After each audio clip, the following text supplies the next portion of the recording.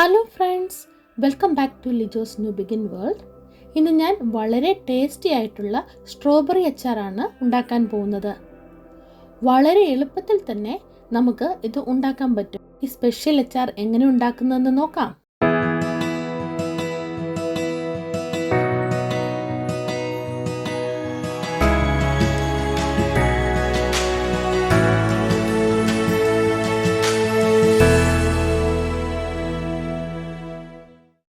ഇവിടെ ഞാൻ കുറച്ച് സ്ട്രോബെറി എടുത്തിട്ടുണ്ട്.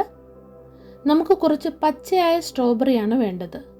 ഒത്തിരി പഴുത്ത സ്ട്രോബെറി നമുക്ക് അച്ചാർ യൂസ് ചെയ്യാൻ പറ്റില്ല.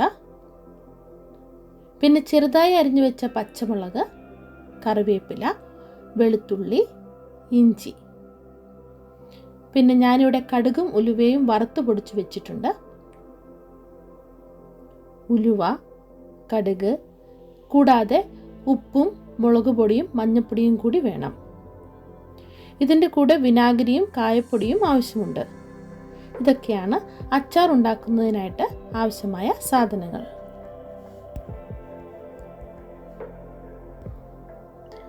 ആദ്യം നമുക്ക് സ്ട്രോബെറി 4 കട്ട് ചെയ്യാം. ഒത്തിരി ചെറുതായിട്ട് കട്ട് ചെയ്യേണ്ട കാര്യമില്ല, 4 കട്ട് ചെയ്താൽ മതിയാവും. ഞങ്ങൾ ഇത്തവണ സ്ട്രോബെറി ഫാമിൽ പോയിട്ടുണ്ടായിരുന്നു.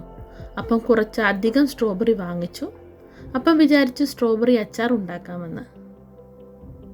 ഇവിടെ ഞാനൊരു പാനിൽ അല്പം ഓയിൽ ഒഴിച്ചിട്ടുണ്ട്. അപ്പം നമുക്ക് ആദ്യം കടുക് പൊട്ടിച്ച് എടുക്കാം. കടുക് പൊട്ടിയ ശേഷം ഉലുവയും ചേർത്ത് കൊടുക്കാം. എന്തൊക്കെ സാധനങ്ങൾ എത്രമാത്രം അളവിൽ വേണമെന്ന് ഞാൻ ഡീറ്റെയിൽഡ് ആയിട്ട് ഡിസ്ക്രിപ്ഷനിൽ കൊടുത്തിട്ടുണ്ട്. അപ്പോൾ എല്ലാവരും ഡിസ്ക്രിപ്ഷൻ പോയി ചെക്ക് ചെയ്യണേ.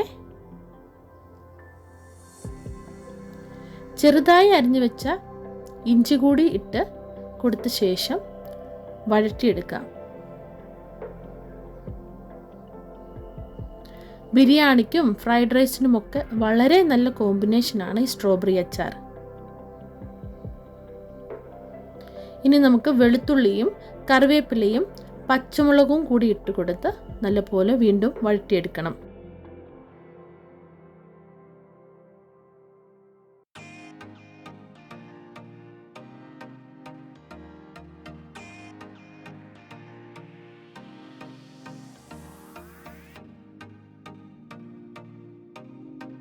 ഇനി അല്പം ഉപ്പ് ചേർത്ത് കൊടുക്കാം.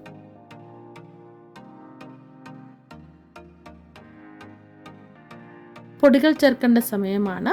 നമുക്ക് തീ അല്പം ലോയിൽ വെക്കാം. മഞ്ഞൾപ്പൊടിയും മുളക് പൊടിയും ചേർത്ത് കൊടുക്കാം. മുളക് പൊടി നിങ്ങളുടെ ആവശ്യത്തിന് ചേർത്ത് കൊടുക്കുക.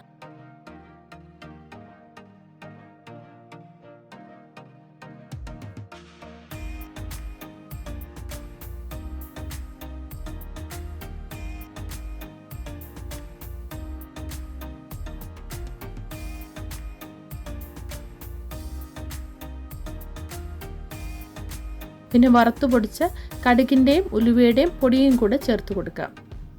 എന്നിട്ട് നല്ലവണ്ണം മിക്സ് ചെയ്യാം.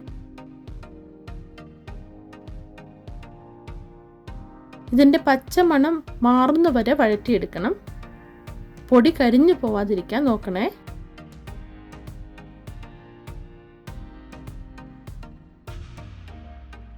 പൊടികളെല്ലാം നല്ലവണ്ണം ഇളക്കി യോജിപ്പിച്ച ശേഷം നമുക്ക് കട്ട് ചെയ്ത് വെച്ചിരിക്കുന്ന സ്ട്രോബെറി ഇതിലേക്ക് ഇട്ട് മിക്സ് ചെയ്തെടുക്കാം.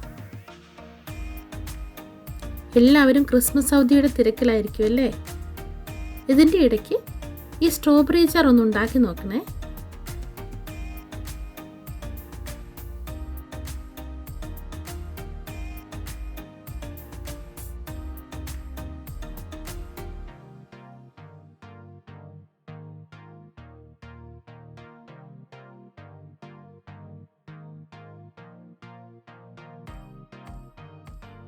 നല്ലവണ്ണം സ്ട്രോബെറി ഇട്ട് ഇളക്കി യോജിപ്പിച്ച ശേഷം നമുക്കൊന്ന് ഇതിനെ മൂടി വെച്ച് വേവിച്ചെടുക്കാം. ഫുള്ളായിട്ട് വേവിക്കേണ്ട കാര്യമില്ല, ഒരു ഹാഫ് വേവ് മതിയാകും.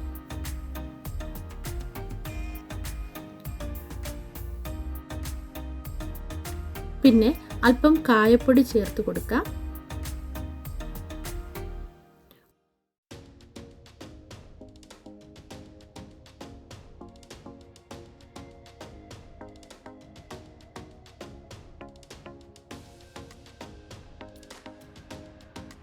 ഒന്ന് തിളച്ച് വരുമ്പോൾ 1 ടീസ്പൂൺ വിനാഗിരി കൂടി ആഡ് ചെയ്ത് കൊടുക്കുക. എന്നിട്ട് നല്ലപോലെ മിക്സ് ചെയ്തെടുക്കുക.